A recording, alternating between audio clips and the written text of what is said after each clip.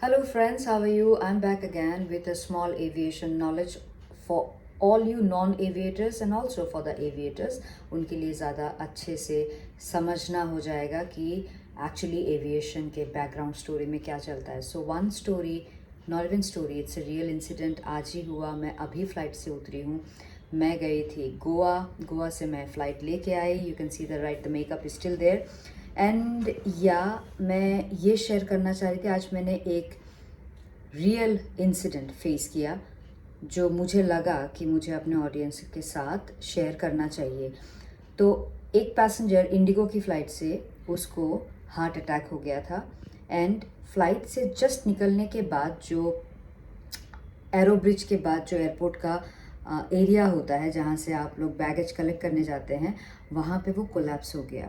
So I just wanted to witness that incident कि इस situation में पैरामेडिक्स मेडिकल करती क्या है, क्रू करता क्या है. तो being me as a crew, of course certain information I cannot share, but yes, I will definitely give you some good suggestions what you are supposed to do as a passenger and what we are also doing on board. So on that moment I have seen the paramedics was giving CPR. Now CPR क्या होता है? Cardio pulmonary resuscitation. तो इसमें आपके, जैसे आपने movies में देखा होगा कि आपको यहाँ पे चेस्ट में कंप्रेशन दिया जाता है कंटिन्यूसली, स्ट्रेट हैंड रख के दूसरे की मदद से. ये डॉक्टर्स करते हैं, हम भी करते हैं एज ए कैबिन क्रू. और आज वही हो रहा था कि क्रू और पैरामेडिक्स लगे हुए थे हेल्प करने में. बिकॉज वी आर क्रू, हम हेल्प करेंगे ही. बट जब ये चीज़ हो रही थी, बीइंग सो एक्सपीरियंस्ड डॉक्टर्स वो भी हड़बड़ा रहे थे. बिकॉज किसी की life गंवाना without any buddy passenger, without any family members with them, अकेले आ जाना. And I could see that passenger was having some bandage on his hand and some injury on his face, and वो अकेला था. And I really did not like that moment, but we cannot shatter because we are trained professional and we have to manage everything on that minute. And सारे airline के crew जमा होके खड़े थे, मैं भी देख रही थी वहाँ पे. एंड वो पैसेंजर थोड़ी देर के लिए रिवाइव हुआ, उसकी सांस वापस आई. उसको एडी जो इलेक्ट्रिक शॉक बोलते हैं, जिसको चेस्ट में लगाते हैं एंड देन कंप्रेशन देते हैं, वो भी उसको दिया गया. एंड देन वो रिवाइव हुआ. बट देन रिवाइव होने के बाद थोड़ी देर के बाद वो वापस कोलैप्स हो गया. It was almost a dead condition.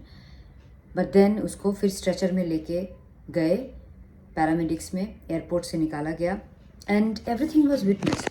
And I was feeling that at that moment, please guys remember, आप लोगों को भले ही शायद CPR का मतलब नहीं पता, आप लोगों को AED का मतलब नहीं पता, इलेक्ट्रिक शॉक कैसे देते हैं नहीं पता, बट आपको इंसानियत पता है.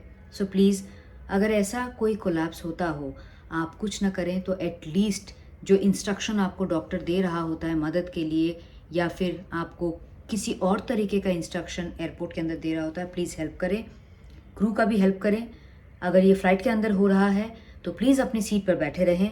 क्रू को परेशान ना करें, बिकॉज क्रू को पता है, एविएशन एयर होस्टेस फ्लाइट पर्सर्स को पता है कि उनको क्या करना है. तभी आप खाना ना मांगे, तभी आपका पेंडिंग ऑर्डर्स कंप्लीट करने के लिए ना बोलें. प्लीज़ आप आराम से बैठें, क्रू को अपना काम करने दें. उनको दर्जनों फॉर्म्स भरने होते हैं. सेम ग्राउंड स्टाफ डॉक्टर्स को भी बहुत सारे फॉर्म्स भरने होते हैं. एक जान गंवाने की बात आ जाती है तो जान बचाना हमारा जिम्मेदारी होता है. तो प्लीज़ आप इन सब बातों का ध्यान रखें और जितना हो सकता है आप सपोर्ट करें ग्राउंड सपोर्ट के साथ. एंड अगर आपके फैमिली में, जो लास्ट पार्ट है मेरे वीडियो का, बहुत इंपॉर्टेंट पार्ट है, अगर आपके घर में कोई सीनियर सिटीज़न या फिर कोई मेडिकल इलनेस के पेशेंट हैं, उन्हें प्लीज़ अकेला मत छोड़िए. व्हील चेयर पे बस अकेला एयरलाइन के भरोसे मत छोड़िए.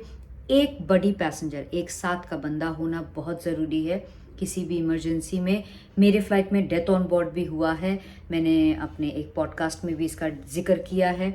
It was a very very chaotic situation, very embarrassing, very stressful and very excited situation also. तो जब कोई होता नहीं है कैसा फील होता है, I understand. And all the crew fraternity understand. And please आप अपने फैमिली मेम्बर को अपने साथ लेके जाएं, सही सलामत उनको मेडिकल असिस्टेंस दें और फिर आप वापस उनके साथ अच्छे से फ्लाई करें। यही मेरी दुआ है। And thank you so much for watching my video and to spread this awareness. अगर आपको ये वीडियो अच्छी लगी है please share it. And this is a small aviation hack plus an education. छोटी छोटी बातें हैं, ध्यान रखिए प्लीज़। Thank you.